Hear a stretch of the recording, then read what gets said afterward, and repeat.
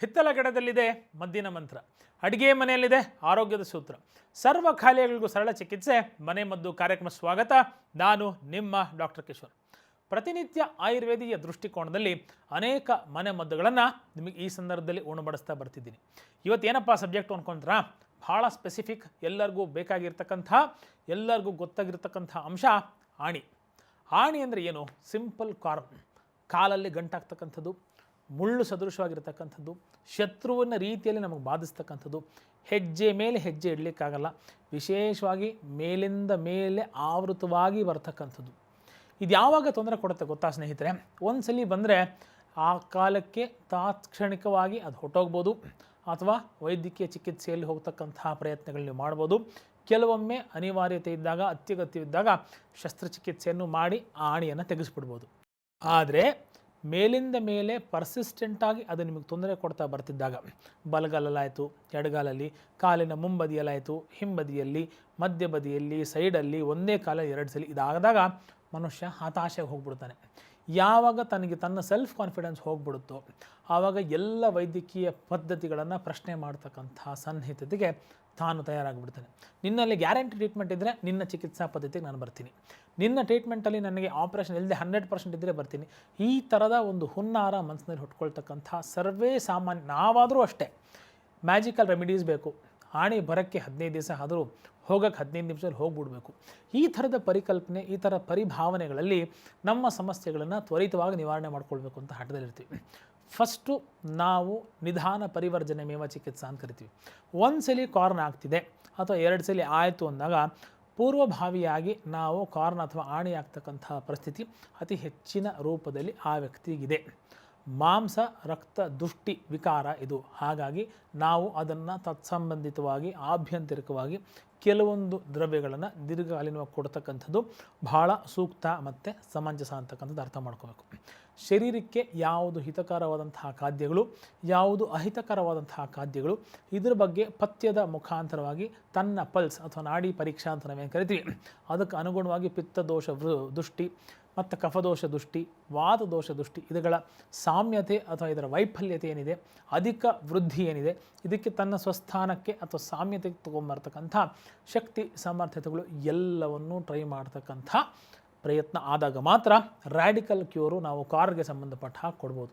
Most important symptomatic measure ಅಂತಲೂ ಒಂದು ಬೇಕಲ್ರಿ. ಮಳೆ ಬರುತ್ತೆ, ಮನೆ ಕಟ್ಕೊಳ್ಬೇಕು ಹೌದು, ಆದರೆ ಛತ್ರಿಟ್ಕೊಳ್ತಕ್ಕಂಥ ಪ್ರಯೋಗಗಳು ಆಗಬೇಕಲ್ವ. ಆ ಸಿಂಪ್ಟಮ್ಯಾಟಿಕ್ ಮೆಜರ್ ಏನು, ಕಾರ್ನಿಗೆ ಸಂಬಂಧಪಟ್ಟ ಹಾಗೆ ಗುರುತು ಮಾಡ್ಕೊಳ್ಳಿ, ನಾನು ನಿಮಗೆ ತಿಳಿಸ್ತೀನಿ. ತಾಜಾ ನಿಂಬೆಹಣ್ಣು ನಮ್ಗೆ ಗೊತ್ತಿದೆ, ಉಪ್ಪು ನಮಗೆ ಗೊತ್ತಿದೆ, ಅರ್ಶಿನ ನಮಗೆ ಗೊತ್ತಿದೆ. ಇದು 3 ಇದ್ದರೆ ಸಾಕ್ರಿ ಇರ್ತಕ್ಕಂಥ ಕಾರ್ನ ಸ್ಥಾನಿಕ ಶಮನ ಮಾಡಲಿಕ್ಕೆ, ಸಿಂಪ್ಟಮ್ಯಾಟಿಕ್ ಟ್ರೀಟ್ಮೆಂಟ್ ಕೊಡಲಿಕ್ಕೆ ಸಕ್ಸಸ್ಫುಲ್ ರೆಮಿಡಿ. ಸಿಸ್ಟಮ್ಯಾಟಿಕ್ ರೆಮಿಡಿಗೆ ಆಯುರ್ವೇದಿಕ ದ್ರವ್ಯಗಳನ್ನ ತೊಗೊಳ್ಬೇಕು, ಆಯುರ್ವೇದ ವೈದ್ಯರ ಸಂಪರ್ಕ, ಸಲಹೆ, ನಿತ್ಯ ನಿರಂತರ ಮಾರ್ಗದರ್ಶನ ಬೇಕು. ಆದರೆ ಸಿಂಪ್ಟಮ್ಯಾಟಿಕ್ ಮೆಜರ್ ನಾನು ಇವತ್ತೇನು ಹೇಳ್ತೀನಿ, ಇದು ಡೆಫಿನೆಟ್ಲಿ ಒಂದು ಹಿತಕರವಾದಂಥ ಸುಖಕರವಾದಂಥ ಟ್ರೀಟ್ಮೆಂಟನ್ನು ನಿಮಗೆ ಸ್ಥಾನಿಕವಾಗಿ ಸಿಂಪ್ಟಮ್ಯಾಟಿಕ್ ಆಗಿ ಆ ಹಂತದಲ್ಲಿ ಆ ವ್ಯಕ್ತಿಗೆ ಖಂಡಿತ ಕೊಡ್ಲಿಕ್ಕೆ ಸಾಧ್ಯ ಅಂತ ಹೇಳ್ತೀವಿ. ಸೊ ಈ 3 ದ್ರವ್ಯಗಳನ್ನ ತೊಗೊಳ್ತಕ್ಕಂಥದ್ದು ಚೆನ್ನಾಗಿ ಜಜ್ಜಿಕೊಳ್ಳಿ. ನಿಂಬೆಹಣ್ಣು ಪೂರ್ತಿ ನುಣಭಾಗ ಆಗೋದಿಲ್ಲ, ಆದರೆ ಜಜ್ತಕ್ಕಂಥದ್ದು. ಇದ್ರ ಜೊತೆಗೆ ಸ್ವಲ್ಪ ಆಲೋವೆರಾವನ್ನು ಕೂಡ ನಾವು ಆ್ಯಡ್ ಮಾಡ್ಕೊಳ್ಬೋದು. ಆ್ಯಡ್ ಮಾಡ್ಕೊಂಡು ಒಂದು ಪುಟ್ಟ ತೆಳುವು ಬಟ್ಟೆಯಲ್ಲಿ ಆ ಭಾಗದಲ್ಲಿ ಇಟ್ಟು ಮೇಲೆ ಸಂಪೂರ್ಣ ಬಟ್ಟೆಯಲ್ಲಿ ಕಟ್ತಕ್ಕಂಥದ್ದು. ಸಿಂಪಲ್ ವೇಸ್ಟ್ ಪಂಚೆ ಅಥವಾ ದುಪ್ಪಟ್ಟ ಕ್ಲಾತ್ ಆಗಿರ್ಬೋದು, ಅಥವಾ ಸಿಂಪಲ್ ಬ್ಯಾಂಡೇಜ್ ಕ್ಲಾತನ್ನು ಕೂಡ ತಾವು ಉಪಯೋಗಿಸ್ತಕ್ಕಂತಹ ಸಾಧ್ಯತೆಗಳು ಡೆಫಿನೆಟ್ಲಿ ಈ ದೃಷ್ಟಿಕೋನದಲ್ಲಿ ಮಾಡ್ಬೋದು ಅಂತಕ್ಕಂಥದ್ದು.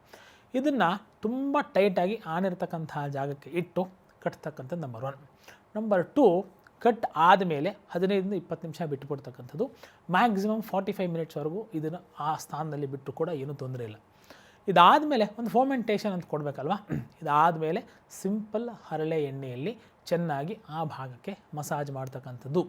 ತುಂಬ ನುಣುಪಾಗಿ ಮಳೆ ಥರ ತೀಕ್ಷ್ಣವಾಗಿ ಚುಚ್ಚತಕ್ಕಂಥ, ಮುಟ್ಟಿದ್ರೆ ತುಂಬ ರಿಲೆಕ್ಟೆಂಟಾಗಿ ವಾಪಸ್ಸು ಹಿಂಸೆ ಕೊಡ್ತಕ್ಕಂಥ ದೃಷ್ಟಿಕೋನದ ಕಾರ್ನು 15-20 ಸಿಟ್ಟಿಂಗ್ ಅಂದರೆ ದಿವಸಕ್ಕೆ 3 ಸಲ ಮಾಡಿದರೆ ಸುಮಾರು 5-7 ದಿವಸ ಒಳಗಡೆ ತುಂಬ ಸಾಫ್ಟ್ ಆಗುತ್ತೆ. ಅದಾದಮೇಲೆ ಪ್ರತಿನಿತ್ಯ ಈ ಫೋಮೆಂಟೇಷನ್ ಮಾಡಲಿಕ್ಕಿಂತ ಮುಂಚೆ ಹರಳೆ ಎಣ್ಣೆಯನ್ನು ಆ ಭಾಗಕ್ಕೆ ಚೆನ್ನಾಗಿ ಹಚ್ಚತಕ್ಕಂಥದ್ದು. ವಾತ ಶಾಮಕವಾದಂತಹ ಹರಳೆ ಎಲೆಯನ್ನು ಕೂಡ ಉಪಯೋಗಿಸ್ಕೊಳ್ಳೋದು. ಹರಳೆ ಎಲೆಯನ್ನು ಚಿಕ್ಕದಾಗಿ ಸೊಪ್ಪಿನ ರೀತಿಯಲ್ಲಿ ಕಟ್ ಮಾಡ್ಕೊಳ್ತಕ್ಕಂಥದ್ದು. ಹೇಗೆ ನೀವು ದಂಟಿನ ಸೊಪ್ಪು, ಪಾಲಕ್ ಸೊಪ್ಪೆಲ್ಲ ಕಟ್ ಮಾಡ್ತೀರಿ, ಆ ರೀತಿಯಲ್ಲಿ ಹರಳೆ ಎಲೆಯನ್ನು ಕಟ್ ಮಾಡ್ಕೊಳ್ತಕ್ಕಂಥದ್ದು. ಕಟ್ ಮಾಡ್ತಕ್ಕಂಥ ಹರಳೆ ಎಲೆಯನ್ನು ಎಗೈನ್ ಪೋಟಲಿ ಆಕಾರದಲ್ಲಿ ಅಥವಾ ಬಟ್ಟೆಯಲ್ಲಿ ಗಂಟು ಕಟ್ಟಿಬಿಟ್ಟು ಹರಳೆಯನ್ನು ಏನು ಹಚ್ಚಿರ್ತೀರಿ ಅದಕ್ಕಿಂತ ಮುಂಚೆ ಒಂದು ಪುಟ್ ಬ್ಯಾಂಡೇಜ್ ರೂಪದಲ್ಲಿ ಇದಕ್ಕೇನು ಕಟ್ಟಿರ್ತೀರಿ ಸಾಫನ್ ಆಗಲಿಕ್ಕೆ ಅಲ್ಲಿ ಇಟ್ಟು ಫೋಮೆಂಟೇಷನ್ನ ರೆಗ್ಯುಲರಾಗಿ ಮಾಡ್ತಕ್ಕಂಥದ್ದು. ಆ ಸ್ಥಾನದಲ್ಲಿ ಆಣೆ ಇದೆ. ಒಂದು ಬಟ್ಟೆಯಲ್ಲಿ ಹರಳೆ ಎಲೆ ಬಿಸಿ ಇರಬೇಕು, ಸುಖೋಷ್ಣವಾಗಿರಬೇಕು, ಬಟ್ಟೆಯಲ್ಲಿ ಆವೃತವಾಗಿರಬೇಕು. ಅದನ್ನು ಆ ಭಾಗಕ್ಕೆ ಫೋಮೆಂಟೇಷನ್ ಮಾಡ್ತಕ್ಕಂಥದ್ದು ತುಂಬ ಈಸಿ, ಮಿತವ್ಯಯಕಾರಿ, ಲೋ ಕಾಸ್ಟ್ ಅಥವಾ ನೋ ಕಾಸ್ಟ್ ಅಂತ ಕರಿತೀವಿ. ಆ ಆ್ಯಂಗಲಲ್ಲಿ ತುಂಬ ಚೆನ್ನಾಗಿ ಹೆಲ್ಪ್ ಮಾಡ್ತಕ್ಕಂಥ ರೆಮಿಡಿ. ಇನ್ನೂ ಒಂದು ರೆಮಿಡಿ ಇದೆ, ಅದೇನು ಗೊತ್ತಾ? ಸಿಂಪಲ್ ಇಟ್ಕೇರಿ. ಕ್ಯಾಲ್ಕೇನಿಯಸ್ವರೆಗೂ ಇದೇ ಟ್ರೀಟ್ಮೆಂಟನ್ನು ನಾನು ಹೇಳಿದ್ದೀನಿ. ಆಣೆಗೂ ಕೂಡ ಅದೇ ಟ್ರೀಟ್ಮೆಂಟು ಒಂದು ಒಳ್ಳೆ ಸಿಂಪ್ಟಮ್ಯಾಟಿಕ್ ರಿಲೀಫಾಗಿ ಕೆಲಸ ಮಾಡುತ್ತೆ ಅಂತಕ್ಕಂಥದ್ದು. ಸಿಂಪಲ್ ಇಟ್ಟಿಗೆ ಚೆನ್ನಾಗಿ ಸುಟ್ಕೊಳ್ಳಿ. ಕೆಂಡದಲ್ಲಿ ಸುಟ್ಟರೆ ತುಂಬ ಒಳ್ಳೆಯದು, ತುಂಬ ಶ್ರೇಷ್ಠ. ಇಲ್ಲ ಅಂದರೆ ಗ್ಯಾಸು ಅನಿವಾರ್ಯ. ಕೆಂಡದಲ್ಲಿ ಸುಟ್ಟಿರ್ತಕ್ಕಂತಹ ಸಿಂಪಲ್ ಇಟ್ಟಿಗೆಯನ್ನು ನೀವೊಂದು ಟಬ್ ನೀರಲ್ಲಿ ಇಟ್ಕೊಂಬಿಡಿ. ನೀರು ಲೂಕ್ ವಾರ್ಮ್ ರೂಮ್ ಟೆಂಪ್ರೇಚರ್ ನೀರಿರಬೇಕು. ಕೆಂಡದಲ್ಲಿ ಚೆನ್ನಾಗಿ ಸುಟ್ಟಿರ್ತಕ್ಕಂಥ ಇಟ್ಟಿಗೆ ಆಗಿರಬೇಕು. ಸುಟ್ಟಿರ್ತಕ್ಕಂಥ ಇಟ್ಟಿಗೆ ಸ್ಪೆಸಿಫಿಕ್ ಅರೋಮಾ ನೀರಲ್ಲಿ ಹಾಕಿದ ತಕ್ಷಣ ಬರುತ್ತೆ. ಇಟ್ಟಿಗೆ ಚೆನ್ನಾಗಿ ಸುಡೋತಕ್ಕಂಥದ್ದು ಮಾಮೂಲಿ ನೀರಲ್ಲಿ ಹಾಕ್ತಕ್ಕಂಥದ್ದು. ಹಾಕಿದ ಒಂದು ಸೆಕೆಂಡಿಗೆ ತಣ್ಣಗಾಗ್ಬಿಡುತ್ತೆ. ಏನೂ ಭಯ ಪಡಬೇಡಿ, ಕಾಲು ಸುಡಲ್ಲ. ಯಾಕಂದರೆ ಟೆಂಪ್ರೇಚರು ನೀರ್ದು ರೂಮ್ ಟೆಂಪ್ರೇಚರ್ ಇರುತ್ತೆ. ಇಟ್ಟಿಗೆ ಮಣ್ಣು ಪೋರಸ್ ಇರುತ್ತೆ, ಅದರ ಸಾಂದ್ರತೆ ಭಾಳ ಕಡಿಮೆ ಇರೋದನ್ನ ನೀರಿಗೆ ಹಾಕಿದ ತಕ್ಷಣ ಪೂರ್ತಿ ನೀರನ್ನು ಎಳ್ಕೊಂಡ್ಬಿಡುತ್ತೆ. ಆ ಬಿಸಿ ಹೋಗಿಬಿಡುತ್ತೆ. ಅದರ ಒಂದು ಕೆಮಿಕಲ್ ರಿಲೀಸ್ ಮಾಡುತ್ತೆ. ಆ ನಿಮ್ಮ ಆಣಿಯ ಭಾಗಕ್ಕೆ ಆ ಇಟ್ಟಿಗೆಯ ಚೂರಿನಿಂದ ನಾವು ಪ್ರೆಷರ್ ತೊಗೊಳ್ತಕ್ಕಂಥ ಪ್ರಯತ್ನವನ್ನು ಮಾಡಬೇಕು.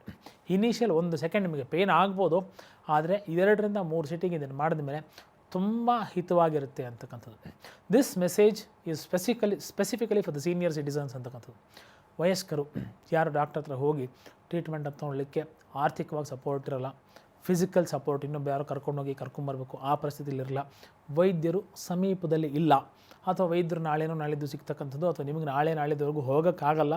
ಈ ಎಲ್ಲ ಪರ್ಮುಟೇಷನ್ ಕಾಂಬಿನೇಷನ್ಸಲ್ಲಿ ಒಂದು ರೆಸ್ಟೋರೇಟಿವ್ ಟ್ರೀಟ್ಮೆಂಟ್ ಆಗಿ ಆ ಹಂತದಲ್ಲಿ ಆಣಿಗೆ ಭಾಳ ಸಕ್ಸಸ್ಫುಲ್ ಆದಂತಹ ಟ್ರೀಟ್ಮೆಂಟನ್ನು ಈ ಸಂದರ್ಭಕ್ಕೆ ಔಚಿತ್ಯವಾಗಿ ಕೊಡ್ಬೋದು. ಭಾಳ ಸೇಫು. ಅನೇಕ ಸಂದರ್ಭದಲ್ಲಿ ಎಕ್ಸ್ಟರ್ನಲ್ ಇದನ್ನು ಮಾಡಿದ ತಕ್ಷಣ ಪೇಷಂಟ್ ಹೆಜ್ಜೆನೇ ಇಡೋಕ್ಕಾಗಲ್ಲ ರೀ. ಜಸ್ಟ್ ಇಮ್ಯಾಜಿನ್, 2 ಕಾಲಿನಿಂದ ತುಂಬ ಚೆನ್ನಾಗಿ ನಡ್ಕೊಂಡು ತನ್ನ ಎಲ್ಲ ಚಲನವಲನಗಳನ್ನು ತಾನೇ ನೋಡಿಕೊಂಡು ತನ್ನ ಡೈಲಿ ಆ್ಯಕ್ಟಿವಿಟೀಸ್ನ ಅವನೇ ಮಾಡ್ಕೊಳ್ತಕ್ಕಂಥ ವ್ಯಕ್ತಿ ಒಂದು ಸಿಂಪಲ್ ಕಾರ್ನೊಂದು ಶತ್ರುವಾಗಿ ಕಾಡ್ಬಿಟ್ಟು ಹೆಜ್ಜೆ ಇಡ್ಬೇಕಾದ್ರೆ 4 ನಿಮಿಷ ಯೋಚನೆ ಮಾಡಬೇಕು ಅಂದರೆ ಅವನ ಮನಸ್ಥಿತಿ ಮೇಲೆ ಎಷ್ಟು ಪೆಟ್ಟು ಕೊಟ್ಟಿರಬೇಕು ಈ ಆಣೆ ಅಂತಕ್ಕಂಥದ್ದು ಅರ್ಥ ಮಾಡ್ಕೊಳ್ಳಿ. ಈ ಸಿಂಪಲ್ ಆಣೆ ನಿಮ್ಮ ಶರೀರಕ್ಕೆ ₹1 ತೊಂದರೆ ಕೊಟ್ಟರೆ ನಿಮ್ಮ ಮನಸ್ಸಿಗೆ ₹100 ತೊಂದರೆ ಕೊಟ್ಟಿರುತ್ತೆ. So fight the enemy with full force. ಶತ್ರುವನ್ನು ಸಶಸ್ತ್ರವಾಗಿ ಕೊಲ್ತಕ್ಕಂಥ ಹುನ್ನಾರ ಆ ವ್ಯಕ್ತಿಗೆ. ನಾನು ರೋಗಿ ಅಂತ ಹೇಳೋದಿಲ್ಲ, ಅವನು ಸಾಧಕ ಆಗಿರ್ತಾನೆ. He is an achiever of health, he is not A deceased person ಅಂತಕ್ಕಂತಹ ಮಾತು. ಸೊ ಆ ಸಂದರ್ಭದಲ್ಲಿ ಆ ವ್ಯಕ್ತಿ ಆ ಯುದ್ಧವನ್ನು ಗೆಲ್ಲಬೇಕು, ಆ ಶತ್ರುವನ್ನು ಗೆಲ್ಲಬೇಕು, ಸ್ವಸ್ಥತೆಯನ್ನು ಕಾಪಾಡಿಕೊಳ್ಬೇಕು ಅಂದರೆ ಈ ಹೇಳ್ತಕ್ಕಂತಹ ಸಿಂಪಲ್ ರೆಮಿಡೀಸ್ನ ದೈನಂದಿನ ರೂಪದಲ್ಲಿ ಪ್ರತಿನಿತ್ಯ ಫಾಲೋ ಮಾಡ್ತಾ ಬರತಕ್ಕಂಥದ್ದು ಅನಿವಾರ್ಯ ಮತ್ತು ಅಗತ್ಯ ಅಂತಕ್ಕಂತಹ ಮಾತು. ಇನ್ನೂ ಅನೇಕ ಸಮಸ್ಯೆಗಳಿಗೆ ಪರಿಹಾರವನ್ನು ತಂದುಕೊಡ್ತೀನಿ. ಮುಂದಿನ ಸಂಚಿಕೆ ಕಾಯ್ತಾ ಇರಿ, ವಾಪಸ್ ಬರ್ತೀನಿ. ನಮಸ್ಕಾರ.